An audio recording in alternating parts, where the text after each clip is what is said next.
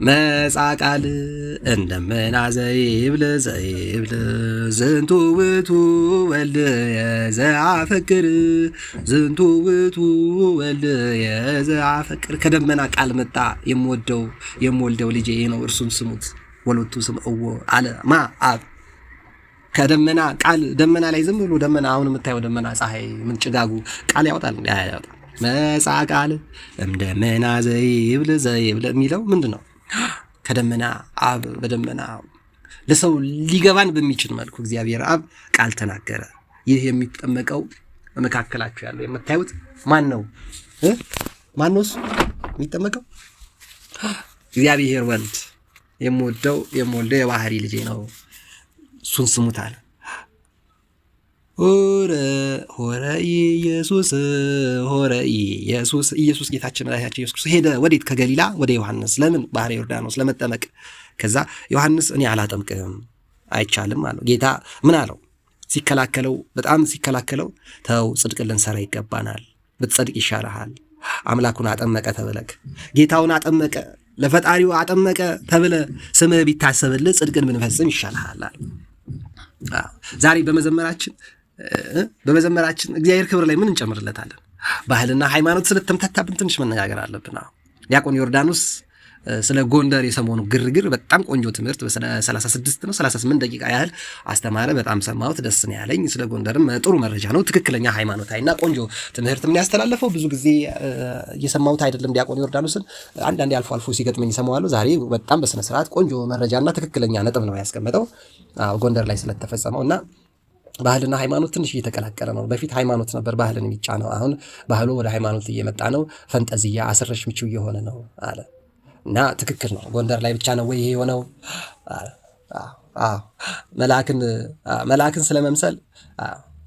መልአክን ስለመሰለ ሰይጣን መልአክ አይሆንም፣ ቅዱስ መልአክ አይሆንም። ብርሃን ስለሚመስል ጨለማ ብርሃን አይሆንም። ጻድቅ የሚመስል ሁሉ ጻድቅ አይደለም። ስለዚህ ምንድን ነው ዋናው የችግሮች ሁሉ ምንጭ ምንድነው? ደስታ ነው። ደስታ ፍለጋ እኮ ነው ሰው የሚንከራተተው። የሚበላው ለደስታ፣ የሚለብሰው ለመደሰት፣ የሚጨፍረው ለመደሰት፣ የሚዘምረው ለመደሰት፣ የሚጸልየው ለመደሰት፣ የሚያገባው ለመደሰት፣ የሚወልደው ለመደሰት፣ ቤት የሚገዛው ለመደሰት፣ መኪና የሚገዛው ለመደሰት፣ የሚያስተምረው ለመደሰት፣ ገበሬ የሆነው ለመደሰት፣ ሚኒስቴር የሆነው ለመደሰት፣ ቢሊዮነር የሆነው ለመደሰት፣ ታዋቂ የሆነው ለመደሰት እኮ ነው። ደስታ ግን ከዚህ ሁሉ ውስጥ ሁሉ አለ እንዴ? ደስታ የመንፈስ ቅዱስ ፍሬ ነው ብሎ ሐዋርያው ቅዱስ ጳውሎስ በገላትያ መልእክት ላይ ጽፎልናል። ሀብት ነገሮችን ይገዛል እንጂ ደስታን አይገዛም። ገንዘብ፣ እውቅና፣ ስልጣን፣ ትምህርት የሆኑ ነገሮችን እንድናገኝ ያስችለናል እንጂ ደስታን ግን አያስገኝም። ደስታ የመንፈስ ቅዱስ ፍሬ ነው፣ ከመንፈስ ቅዱስ ነው የሚገኘው። ለዛ ነው ደስ ያለው ቢኖር ይዘምር ተብሎ በቅዱሱ መጽሐፍ ላይ ተጻፈው። ደስ ያለው ቢኖር ይዘምር፣ ደስ ያለው ይጨፍር፣ ይዝለል፣ ይደንስ አልተባለም። ለዛ አረንጓዴ ቢጫ ቀይ ጋር እኮ የሙጥኝ ብሎ የኢትዮጵያ ሕዝብ ያለው የተጣበቀው እኮ ለምንድን ነው? ኖህ አባቱን ስለሚወድ እኮ ነው። ከንፍር ውሃ ያተረፈን የእግዚአብሔርን ምሕረት እንድናገኝ ብዙ ተባዙ የሚበለውን ቃል በረከት ዳግመኛ እንድንሰማ ያደረገን አባታችን ኖህ ነው። ብዙ ተባዙ የሚለውን ዳግመኛ የሰማ አባታችን ኖህ ነው። በንፍር ውሃ አላጠፋህም፣ ጨፋሪዎቹን፣ ደናሾቹን፣ ዝሙተኞቹን፣ ቅንዝረኞቹን፣ ክፎቹንና ሰዶማውያን ልቆቹን የሆኑት ነውረኞቹን ጠርጌ አጥፍቻለሁ፣ ዳግመኛ ግን በውሃ አላጠፋም፣ የሰውን ዕድሜ ግን ካሁን በኋላ ቀንሻለሁ ብሎ ጌታችን እግዚአብሔር ከኖህ ጋር የገባው ቃል ኪዳን ምልክት ቀስተ ደመና ነው። ከቀስተ ደመናው አረንጓዴ ቢጫ ቀይ ይዘናል። አረንጓዴ ቢጫ ቀይ መያዝ ኖህን መያዝ ነው። ኖህን ማስታወስ ነው። ኬት የመጣ ነው? ከኖህ ነው። በቃ የገባን ይሄ ነው፣ ያወቅነው ይሄን ነው። ቀስተ ደመናው የኖህ ነው።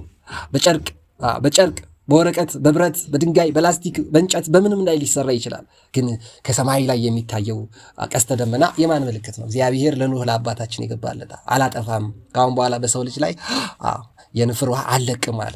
አስረሽ ምቹ ጭፈራና ዳንስ እኮ ነው ያን ሁሉ መቅሰፍት ያመጣው። አረንጓዴ ቢጫ ቀይ ያዝነው እኮ ለመጨፈር አይደለም። አረንጓዴ ቢጫ ቀይ ያዝነው የኖህን መዝሙር፣ የኖህን ጸሎት፣ የኖህን በረከት ለመካፈል ነው። ከኖህ በረከት ለማግኘት ነው። እግዚአብሔር ለኖህ የገባውን ቃል ኪዳን ለማስታወስ ነው። ለዛ ነው።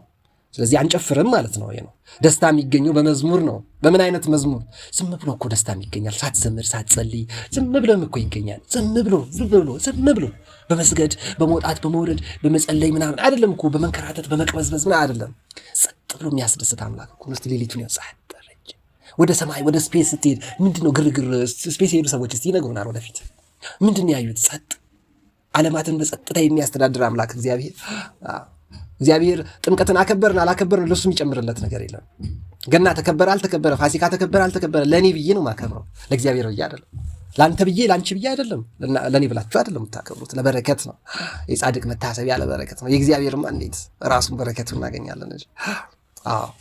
እና ሊቀ ጉባኤ አባ አበራ በቀለ የማህበረ ቅዱሳን ሲጠቀምባቸው የነበሩት በ90ዎቹ መጨረሻ አካባቢ ወደ 2000 አካባቢ ላይ በአካል 4 ኪሎ ካገኛቸው ከነበሩ ግዙፍ ሁለት ትልልቅ ሰዎች መካከል ከግርግሩ መካከል በህይወቴ ከገጠሙ ሁለት ትልልቅ ሰዎች መካከል ሊቀ ጉባኤ አባ አበራ በቀለ እንዲህ አሁን በዲያቆን ምህረት ዲፌንዲንግ ዘ ኤንሸንት ፌዝ በሚለው ከፕሮቴስታንት ጋር አወራ ሃርቫርድ ግራጁዌት አድርገው ብለን እንደነቃለን እንጂ ከ60 ዓመት በፊት ነው ከ50 70 ዓመት በፊት እኮ ከሃርቫርድ ግራጁዌት ያደረጉ ናቸው። ሊቀ ጉባኤ አባ አበራ በቀለ ጳጳስ ሁኑ ሲባሉ አልፈልግም ያሉ፣ አረ ገዳሜ ልግባ ልመንን አይቻልም ዘግቼ ልኑር አይቻልም ተብለው በጳጳሳት ተለምነው ጠቅላይ ቤተ ክህነት በአንተ ልትሰራው የምትችለው ማንም አይሰራውም ተብዬው ቢሮ ውስጥ ነው ያለው። እንግዲህ ባለሁበት ነው የሚያወሩት። መናገሻ ማርቆስ ይሁን የት እንደሆነ አላውቅም። የሆነ ቤተክርስቲያን በማህበረ ቅዱሳን የተደረገ ጉዞ ላይ ነው እና ብር አልነበረኝም እንዴት እንደሄድኩ አላውቅም ያን ጉዞ። እና በዛ ጉዞ ላይ በመሳተፌ ሊቀ ጉባኤ አባ አበራ በቀለ አሁን በህይወት ያሉት የኤፍሬም ይስሐቅ ወዳጅ እኩል ነው፣ ሁለቱ ናቸው። አባ አበራ በቀለና ኤፍሬም ይስሐቅ ፕሮፌሰር ኤፍሬም ይስሐቅ ናቸው ወዲያን የሄዱት። ከሃርቫርድ ግራጁዌት አደረጉ። ማስተርሶቸውን ፒኤችዲያቸውን ጨርስ ተብዬ ነበር። አልፈልግም አሉ።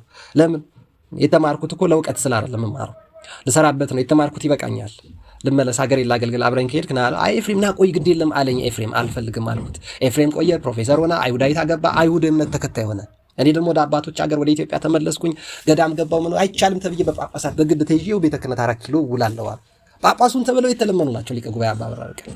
በጣም የሚገርማችሁ አሁን 4 ኪሎ ፕላዛ የሚባለው 4 ኪሎ አዲስ አበባ ዩኒቨርሲቲ ጋር የተሰራበት አካባቢ በጣም ግርግርና ወከባ ነው፣ የስራ መውጫና መግቢያ ላይ። በዛ ሰዓት ላይ ሁለት ትልልቅ ሰዎችን በህይወት ገጥሞኛል፣ አስደንግጠውኛል። አንዱ በ106 ዓመታቸው ያረፉትና መንበረ ጸባዖት ቅድስት ሥላሴ መቃብራቸው ከጳጳሳት መካከል የሆኑ ትልቁ በጣም ዋርካ ሰውነታቸው ግዝፈቱን ያክላል በትረ ሙሲያቸው። በዛ ላይ ከ4 ኪሎ ወደታች ደግሞ ሲመጡ ቁልቁለቱን እኔ ወደ ላይ ሳያቸው በዛ ቁመታቸው በዛ ዘንካታነታቸው በዛ በትረ ሙሲያቸው ላይ የመነኩሴ ቆብ አድርገው አቡነ አረጋዊ እኮ ናቸው። በ106 ዓመታቸው ያረፉት ይመስለኛል። ከማረፋቸው 2-3 ዓመት በፊት ነው የሚሆነው። በ102 በ103 ዓመታቸው ነው ማለት ነው። ሽርሽር ያደርጋሉ። መንበረ ጸባዖት ነው የሚያድሩት። ቤተ ክህነት አቡነ ጳውሎስ ጋር ነው የሚሰሩት። እና እንደዚህ ሲመለሱ እሳቸው ገጥሞኝ ነበር። ከእሳቸው ውጭ ደግሞ የገጠሙ ሊቀ ጉባኤ አባ አበራ በቀለ ናቸው። የሃርቫርዱ ግራጁዌት ነጭ ጺም ያላቸው እንዴት አባቱ ያምራሉ። ሰውነታቸው እንደ ነጭ ነጠላ ይለብሳሉ። ጫማቸው ግን ኮንጎ ነው ማስታውሰው፣ ቆዳ ጫማ ሁሉ አይመስለኝም፣ ኮንጎ ነው። በዛ ግርግር ውስጥ ይሄዳሉ። ወዴት እንደሚሄዱ አላውቅም። እሳቸው ከ4 ኪሎ ታች ሲወርዱ ነው 2 ጊዜ እዛ ጋር ይተገናኛል። እና ከአቡነ አረጋዊ አንዴ ደንግጬ ተሳልም ያለው በጣም ነው የሚገርም። ከኛውንም ሰላም ያልኩ የተሳለምኩ ይመስለኛል። ሊቀ ጉባኤ አባ አበራ በቀለ በረከታቸው ይደርብን። በእውነት ትልልቅ አባቶች ናቸው። እሳቸው የመነኮስኩት ለልብሱ ስል ለቆቡ ስል አይደለም፣ የክርስቶስን መከራ የክርስቶስን የከፈለልንን ዋጋ ለማሰብ ስል ነው የመነኮስኩት አሉኝ። ጳጳስ ሁኑ ሲባሉ አልፈልግም ያሉት ሊቀ ጉባኤ አባ አበራ በቀለ ትምህርተ ሃይማኖት የሚል ግዙፍ መጽሐፍ ማህበረ ቅዱሳን ጽፈው አሳትሞላቸዋል። በወቅቱ ማንበቡ ትንሽ ስለከበደኝ እና ገንዘቡንም ደግሞ ፈልግ ስለነበረ ይመስለኛል መጽሐፉ የሚፈልገው ሰው ሲፈጠር ሸጥኩት። የለኝም እሱ መጽሐፍ እና ደግሞ ዋጋው በስቷል መሰለኝ አላውቅም። ለማንኛውም ገዝታችሁ ትምህርተ ሃይማኖት በጣም ጠንካራ መጽሐፍ ነው። ሊቀ ጉባኤ አባ አበራ በቀለ የመነኮሱት ላዛ በዓላት የምናከብረው ጥምቀት የምናከብረው ዲያቆን ዮርዳኖስ ሲናገር በ11 ጥምቀት የጌታችን የመድኃኒታችን ኢየሱስ ክርስቶስ፣ በ13 የእግዚአብሔር አብ፣ በ18 ደግሞ የመንፈስ ቅዱስ መታሰቢያ ነው። 3 በዓል ስለምናከብር 3 አምላክ አለን ማለት አይደለም። በ11 ስናከብር መጻ ቃል እምደመና ዘይብል ከደመና ላይ የመጣው ቃል የእግዚአብሔር አብ ነው። ዝንቱ ውእቱ ወልድያ ይህ ርግብ ሲወርድበት የምታየው አለኝ አለ። በእሳትና በመንፈስ የሚያጠምቀው እሱ ነው። የጫማውን ጠፍር ልፈታ የማይቻለኝ የማጠምቀው ወልደ እግዚአብሔር ኢየሱስ ክርስቶስ ነው። በርግብ አምሳል መንፈስ ቅዱስ ሲወርድበት የምታየው አለኝ አብ በደመና ሆኖ አብ ወልድ መንፈስ ቅዱስ የታየበት እኮ ነው። አስተርእዮ የምንለው ይሄን ተገለጠ። መገለጥ አምላካችን እግዚአብሔር የሚወደን አምላክ በጥምቀት ተገለጠ።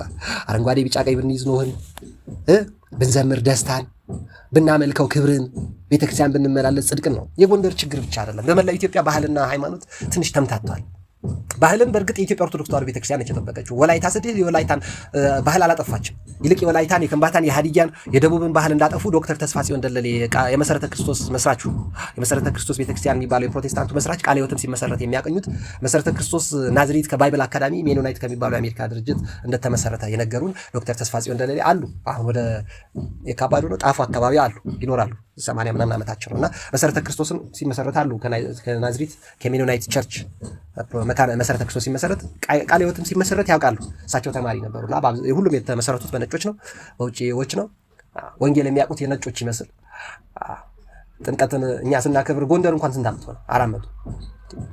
400 ዓመት አካባቢ እኮ። አክሱም ሲከበርስ ላሊበላ ሲከበር ስንት ዓመት ሆነ? መጀመሪያ የተከበረው አክሱም፣ ከዛ ላሊበላ አለ ዲያቆን ዮርዳኖስ ዛሬ በሰማሁት ዝግጅቱ ላይ፣ ከዛ ከላሊበላ ደብረ ብርሃን ደብረ ምጥማቅ፣ ከዛ በኋላ ጎንደር መጣል። እንዴ ኢማጂን እኮ አክሱም ካልክ እኮ 1600 1800 ዓመት እያልክ እኮ ምናልባት ወደ 2000 ዓመት ልትጠቅስ ነው። ከጃንደረባው ከባኮስ ከዛ ቅዱስ ፊልጶስ ካጠመቀው መንፈስ ቅዱስ ከላከልን የምትቆጥር ከሆነ እኮ ወደ 2000 ዓመት አካባቢ። ከዛ በኋላ ላሊበላ ስትል 1000 ዓመት ሊሆነው ምን ቀረ? 900 ዓመት ቢያንስ ይሆናል። ከዛ በኋላ ደብረ ብርሃን ካልክ ደግሞ 500 600 ዓመት ትቆጥራለህ። ከዛ ጎንደር ስትል 400 ምናምን ዓመት ትቆጥራለህ። ጃን ሜዳ ስትል ግን ትንሽ ያንሳል። 100 ዓመት 100 ምናምን 120 130 ዓመት እንደዚህ ነው የሚሆነው። ስለዚህ መጻቃል እንደ መናዘይ ይብል ዝንቱ ውእቱ ወልድ ዘአፈቅር እና ዘሎቱ ስምዑ እሱን ስሙት፣ መጽሐፍ ቅዱስ አንብቡ፣ ደስ ካላችሁ ዘምሩ ነው እንጂ የተባለው። እንደ ኖህ ዘመን እንደነበሩት በሉ፣ ጠጡ፣ ጠገቡ፣ ዘፈኑ፣ ጨፈሩ፣ ተዳሩ፣ ተልከሰከሱ፣ እግዚአብሔርን በንፍር ውሃ ቀጣቸው። እንደ ሶዶማውያን በእሳት አነደዳቸው፣ እንደ ባቢሎናውያን ደረማመሳቸው፣ ቋንቋቸውን ደባለቀው፣ ፍቅር አሳጣቸው፣ ሰላም ነሳቸው፣ ደስታ ነጠቃቸው፣ በረከትን አጎደለባቸው እንደተባሉት መሆን የለብንም ወንድም እህቶቼ። በያለንበት በዓሉን በረከት የምናገኝበት ሊሆን ይገባል። ባህልና ሃይማኖት በእርግጥ ይሄ ነው ተብሎ ልዩነቱ እስኪፈጠር ድረስ ለእግዚአብሔር ከሆነ መስዋዕት የምናቀርበው እንደ እናቶቻችን እንደ ጥንት አባቶቻችን እኔም የራያ ጭፈራ ሲቀር ደስ አይለኝም፣ የአሸንዳ ሲቀር ደስ አይለኝም፣ ወያውየው ሲቀር ደስ አይለኝም፣ በመስቀል ያለው ሆታ ሲቀር ደስ አይለኝም። በእውነት ያስፈልጋል ባህላችን። ወላይታን፣ ደቡብን፣ ሀዲያን፣ ከምባታን ባህሉን አጥፍተንበታል አሉ ዶክተር ተስፋጽዮን ደለሌ የመሰረተ ክርስቶስ መስራቹ። ምንድን ያሉት? ኢየሱስን የሰበክን መስሎን ኦርቶዶክስ ለሺህ ዓመታት ጠብቃ ወላይታ ደቡብ ውስጥ የያዘችውን ጾምን፣ ጸሎትን፣ ጥምቀትን፣ መስቀልን የነጠቅን መስሎን ወንጌልን የሰበክን መስሎን ደቡብን ከብዙ የባህል መሳሪያዎች ውጭ አድርገነዋል ብለው በመጽሐፋቸው በህይወት ታሪካቸው ጽፎታል። ገበያ ላይ ያለ ነገር ነው መነግራችሁ። የኢትዮጵያ ኦርቶዶክስ ተዋሕዶ ቤተክርስቲያን ልዩ ነገሯ ምንድነው? ኦሮሚያ ስትገባ የኦሮሞን ባህል ጠብቃ ከክፋት ከርኩሰት በስተቀር፣ ሐረር ስትገባ የሐረርን ባህል ጠብቃ፣ ሶማሌ ስትሄድ የሶማሌን ባህል ጠብቃ፣ አማራ ስትሄድ የአማራን ባህል ጠብቃ፣ ትግሬ ስትሄድ የትግሬን ባህል ጠብቃ፣ ቤኒሻንጉል ስትሄድ የቤኒሻንጉልን ባህል ጠብቃ፣ ጉራጌ ስትሄድ የጉራጌን ባህል ጠብቃ፣ ጋምቤላ ስትሄድ የጋምቤላን ባህል ጠብቃ፣ የትም ጅንካ ስትሄድ የጅንካን ባህል ጠብቃ የኢትዮጵያ ኦርቶዶክስ ተዋሕዶ ቤተክርስቲያን በየትኛውም መሬት ላይ መብቀል ትችላለች። ምክንያቱም የትኛውን መሬት የፈጠረ አምላክ ነው የሚያስተዳድራት። ለፈጠራት አምላክ የምትስማማ ቤተክርስቲያን ነች። ምድሪቷ ትስማማለች። ምድሪቷ አየሩ ነፋሱ ይስማማል። አረብ ሀገር ስትሄድ የአረቦችን ባህል አትጋፋም። አፍሪካ ኡጋንዳ ስትሄድ፣ ኬንያ ስትሄድ፣ የተለያዩ አውሮፓ አሜሪካ ስትገባ፣ ላቲን አሜሪካ ውስጥ ስትሄድ፣ እስያ ውስጥ ስትሄድ የኢትዮጵያ ቤተክርስቲያን አትጋፋም። ባህላቸውን፣ አመጋገባቸውን ጋር ችግር የለባትም። ከቋንቋቸው ጋር ችግር የለባትም። የኢትዮጵያ ቤተክርስቲያን ባህልና ሃይማኖት በጣም ብዙ ትኩረት የሚፈልግ ብዙ ጥናት የሚፈልግ ነው። አናውቃለን። አሁን እነ ዲያቆን ሄኖክ ኃይሌ እኮ የሚቸገሩት በዚህ ነው። ያላፋ ዝማሬ የቆጡን አውርድ ብላ የብብቷን ጣለች እየሆነ የተቸገርን ብዙ ልጅ አቦካው አይነት እየሆነ እየተቸገርን እንጂ በስለው መንፈስ እኛና መንፈስ ቅዱስ እንደሚል ዝም ብሎ ጥናት ስለተጠና አይደለም። ጥናትማ ሺህ ሰው አጥንቷል። ሊቀ ጉባኤ አባበራ በቀለ እኮ የሃርቫርድ ግራጁዌት ናቸው። ሃርቫርድ ላይ ያጠኑት ጥናት አለ። የሆነ መሳሪያም እኮ ፈጥረዋል። እንደ አባ ጊዮርጊስ ዘጋስጫት ፈጥረዋል። ግን ይሁኝ አብኩኝ ጨፍሩልኝ ዘምሩልኝ የሚል ባህል የላቸውም አባቶቻቸው። ጳጳስ ሁሉ ሲባሉ አልፈልግም ያሉ ጳጳስ ናቸው። እና የተቀላቀለብን ምንድነው? በትክክል አስበን ስለማንሰራ ነው። አባቶቻችን እንደሚሉት አድምተን ስለማንሰራ የጭቅጭቅ የውዝግብ ርዕስ ሆነን ፖለቲካው ይጠነዛል፣ እውቀታችን የጠነዛ፣ ንግግራችን ደስ የማያሰኝ ሩቅ የማያስኬድ፣ ገንዘባችን ሀብታችን የማያኮራ የማያመጻድቅ፣ ውበታችን መልካችን እውቀታችን የቋንቋ ችሎታችን ምንም አያመጻድቅም። ምክንያቱም እግዚአብሔር የሌለበት ሁሉ ባዶ ነው። ለደስታ አይደለም የምንኖረው፣ የተፈጠርነው ስለ ደስታ አይደል? እና ደስታን ከየት እናገኛት? ከእግዚአብሔር ካልሆነ። ደስታ በጭፈራ ጭራሽ በመዝሙር ያልሆነ በጭፈራ እግዚአብሔር የሰላም አምላክ ነው እንጂ የሁከት አምላክ አይደለም። ያለ ስርዓት ከሚሄዱ ተለዩ ተብሎ ነው ቅዱሱ መጽሐፍ ላይ ተጻፈልና ወንድሞች እህቶቼ፣ ባህሉ መጥፋት የሌለባቸው ብዙ ባህሎች አሉ። የራያው ያስፈልጋል፣ የአሸንዳ ያስፈልጋል፣ የትግሬ ያስፈልጋል፣ የአማራው ያስፈልጋል፣ የጉራጌ ያስፈልጋል፣ ጭፈራው ሁሉ ያስፈልጋል። ለስድነት ግን አይደለም፣ ለልቅነት አይደለም። ሰው መሆናችን እንድናስብ በሰርግ ያስፈልጋል እንዴ? ፈዛዛ ሰርግ አያስፈልግም። የሰርግ በዓል ድግስ ጭፈራ ካለ ያስፈልጋል ጭፈራ። ግን ለልቅነት፣ ለስድነት፣ ለዝሙት፣ ለቅንዝረኝነት፣ ለክፋትና ለርኩሰት ምንጭ መሆን የለበትም። እግዚአብሔርን ለማመስገን ሰውን አክብረ ፈጠርከው፣ ለጋብቻም አበቃሃቸው፣ እነዚህ ልጆች ለጋብቻ ስላበቃህልን እናመሰግንሃለን የሚል እናደንቃለን የሚል በየባህሉ እንደየባህሉ ስሜታችንን የምንገልጽ ከሆነ መልካም ነው። ለስድነት ግን እንኳን ዘፈን መዝሙርም አይጠቅምም።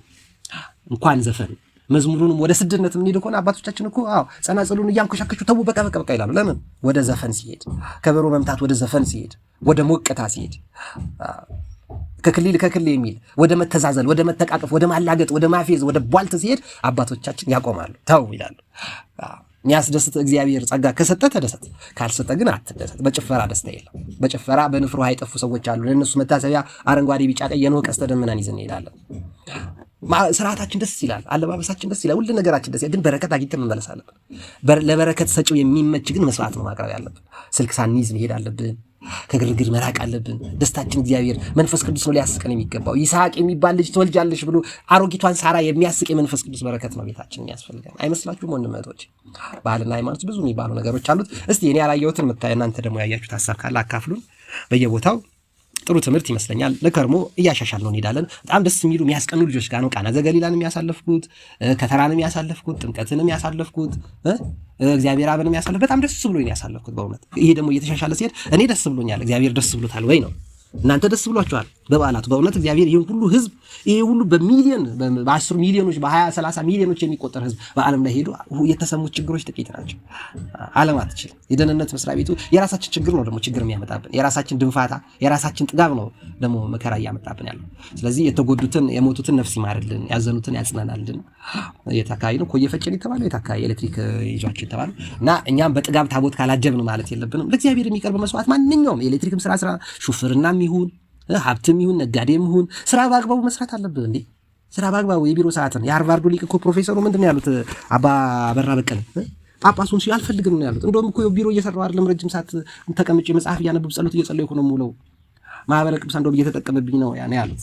ይህንን ታሪክ በመሳተፍ ደስ ይለኛል እዛ ጉባኤ ላይ እና እሳቸው ስራቸውን ስራ የለም ብለው ቢሮ ሲያላግጡ አይደለም። ዛሬ ሹፍርና ላይ የምናላግጥ፣ ራይድ ስንሰራ የምናላግጥ፣ ቢሮ ባንክ ቤት ተቀጥረን የምናላግጥ፣ በየንግድ ቦታችን ላይ የምናላግጥ፣ በኮንስትራክሽን ካምፓኒ ውስጥ የምንሰራ፣ ግብርና ላይ የምንሰራ፣ አስተማሪዎች የሆኑ ወታደሮች የሆኑ ፖሊሶች የሆኑ የየሰፈሩ አቃጣሪዎች የሆነን የምንሰራ ሰዎች፣ ማቃጠልም ስራ ሊሆን ይችላል፣ የደህንነት ስራ የሚሰሩ ሰዎች፣ ይህ ግን በአግባቡ ትሰራለህ ወይ ወይስ ያገኘኸውን ገንዘብ ልትሞላፈጥበት ነው? ለስድነትና ለልቅለት ነው? ከዛ የተረፈ ሌሎችን ሰዎችን ለማበላሸት ደናግላን ሴቶችን በጥምቀት ምክንያት፣ በጌታ በዓላት ምክንያት፣ በስቅለት ምክንያት፣ በፋሲካ ምክንያት፣ በፍልሰታ ምክንያት፣ በቡሄ ምክንያት፣ በአዲስ ዓመት በገና ብያሳብብን ደናግላን ድንግልናቸው ማስረሳት ነው ያለብን። እያሰከርን ያስቀስፋል። በእውነት ያልጠፋነው ከእግዚአብሔር ምሕረት የተነሳ ነው እንጂ ከኛ ጥጋብ የተነሳ አይደለም፣ ከኛ ብልሃት ከኛ ጥበብ የተነሳ አይደለም። ወንድነቶቼ እና የሚስተካከለውን እያስተካከልን እንድንሄድ ያስፈልጋል። ስለ ባህልና ሃይማኖት በተቻለ እኔ ማቃትን የተወሰነ ነገር ላካፍላችሁ ብዬ ነው። የተወሰነው ሀሳብ የሚጠቅማችሁ መስሎ ይሰማኛል። እናንተ ደግሞ የተሰማችሁ ሌላ ለየት ያለ ሀሳብ ካለ እኔ ማላቀው ማለት ነው ማቀውን ያነገርኳችሁ፣ እናንተ ደግሞ የምታውቁትን ብትነግሩኝ እማራለሁ። በእውነት እየፈለግኩ ከመማረው እናንተ ደግሞ የምትችሉት ያላችሁ ብታካፍሉን ደስ ይለኛል። ሰብስክራይብም አድርጉ፣ ሀሳብ አስተያየት ስጡ፣ አትጥፉ። ቀሪዎቹ በዓላቶቻችንን እግዚአብሔር ደስ የሚሰኝበት መስዋዕት የምናቀርብበት፣ እኛ በረከት ረድኤት የምናገኝበት፣ ዝማሪያችን፣ ደስታችን፣ ዘፈናችን እግዚአብሔርን ደስ የሚያሰኝ ከሆነ መልካም። ራሳችን ለመደሰት ሰውን ለማርከስ ከሆነ ግን ይሄ ያስከስፋል፣ የሰይጣን ወገን ያሰኛል። ምንም ያህል መልአክ ብትመስል ሰይጣን የፈለገ መልአክ ቢመስል ሰይጣን ነው። ምንም ያህል ጨለማ ያለ ቢመስል ጨለማ ነው። ብርሃን ያለ ቢመስል ማለት ነው ብርሃን ያለ ቢመስል ጨለማ ነው። ብርሃን ብትመስልም ጨለማ ከሆንክ ጨለማ ነህ ማለት ነው። ጻድቅ ብትመስልም ርኩስ ከሆንክ ርኩስ ነህ ማለት ነው ይላል ዲያቆን ዮርዳኖስ። ይህን ትምህርት አካፍሎናል። ሃይማኖትና ባህል በተመለከተ የእሱን ሀሳብ የተወሰነ ላጋራችሁ ብዬ ነው። እኔም ወድጄዋለሁ። ቆንጆ ሀሳብ ነው። እናንተ ደግሞ የሚሰማችሁን አካፍሉን። ሰላም ውሎ ይሆንላችሁ። ቀሪውን በዓላት የመንፈስ ቅዱስንም የአቡነ አረጋዊንም የቅዱስ ቂርቆስንም የቅዱስ እስጢፋኖስ የእመቤታችን የቅድስት ድንግል ማርያም ኪዳነ ምሕረት የገብርኤል እያልን በዓላቱን በረከት የምናገኝባቸው ከእግዚአብሔር ጽድቅ የምንካፈልባቸው እንዲሆኑልን ያስፈልጋል። በቤታችን ልናዝን አይገባም። በኑሯችን ልንሳቀቅ አይገባም። ባህላችን ማቃለል፣ መተው፣ መግፋት የለብንም። የኢትዮጵያ ቤተክርስቲያን እዚህን ያህል ዓመት ተሸክመው ያመጣቸው የትኛውም የአማራ፣ የትግሬ፣ የኦሮሞ፣ የወላይታ፣ የከምባታ፣ የሀዲያ፣ የሶማሌ፣ የጅንካው፣ የጋምቤላው ይሄ ሁሉ ባህል ያስፈልጋል። ባህሉ ያስፈልጋል። ሃይማኖት ውስጥ ግን ገብቼ ልደንፋ ማለት የለበትም። በሃይማኖት መገራት አለበት። ርኩስ የሆነውን ነገር ደግሞ ጭራሽ ከባህሉ ማራቅ ያስፈልጋል። እግዚአብሔርና ሐዋርያት እግዚአብሔርና መንፈስ ቅዱስና ጻድቃን የሚወዱት እንደዛ ነው። ከርኩሰት በስተቀር ሌላው ሁሉ ንጹህ ነው፣ ቅዱስ ነው የሚለውን ለማስታወስ ነው። አረዘምኩባችሁ፣ ይቅርታ። መልካም ውሎ ይሆንላችሁ፣ ይመቻችሁ። ሀሳብ ግን ስጡ፣ አትጥፉ። መልካም ጊዜ። አመሰግናለሁ ስለነበረኝ ቆይታ።